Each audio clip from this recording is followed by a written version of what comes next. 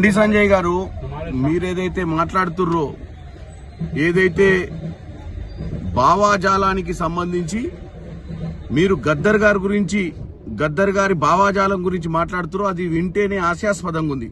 మీరు ఒక క్యాబినెట్ మినిస్టరా, కార్పొరేటరా మీరు? ఎందుకంటే మీరు అధికారంలో ఉంటే బీజేపీ భావాజాలం ఉన్న వాళ్లకు, రైట్ వింగ్ భావాజాలం ఉన్న వాళ్ళకే మేము పద్మ అవార్డులు ఇస్తామని చెప్పినట్టుగా ఉంది. మీరు రాష్ట్రపతిని, ప్రధానిని చిన్నతనం చేసినట్టుగా ఉంది మీ మాటలు. ఎందుకంటే ఈ దేశంలో మీరు ఈ రోజు డాక్టర్ బాబాసాహెబ్ అంబేద్కర్ గారు కూడా ఒక భావాజాలం కోసం పనిచేసిన వారే, ఒక అట్టడుగు వర్గాల కోసం పనిచేసిన వారే. ఈరోజు గద్దర్ గారు కూడా గతంలో ఉద్యమం చేసిన వారు, వెనుకబడ్డ వర్గాల కోసం పోరాటం చేసి పాటలు రాసిరు. మధ్యన మీరు పరేడ్ గ్రౌండ్ లో పెడితే మీ నరేంద్ర మోడీ గారి దగ్గర కూడా వచ్చిన విషయాన్ని మీరు మర్చిపోయినట్టు. అంటే ఈ విషయం చూస్తే రానున్న రోజులలో భారతదేశంలో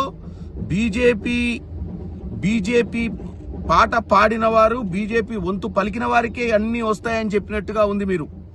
కాబట్టి దయచేసి మీ మాటలు విత్డ్రా చేసుకోవాలి. ఈ దేశంలోనే కాదు, ప్రపంచంలోనే ఒక రైట్ వింగ్, లెఫ్ట్ వింగ్ భావాజాలం ఉంటది.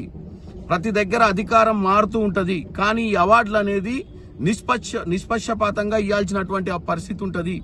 ఇలాంటి మాటల వల్ల మీరు మీ ప్రస్తుతం ఉన్న ప్రభుత్వాన్ని దిగజార్చేతనంగా మీరు మాట్లాడినట్టుగా ఉంది. దయచేసి మీరు మీ మాటలను విత్డ్రా చేసుకోవాల్సిందిగా కోరుకుంటున్నాం.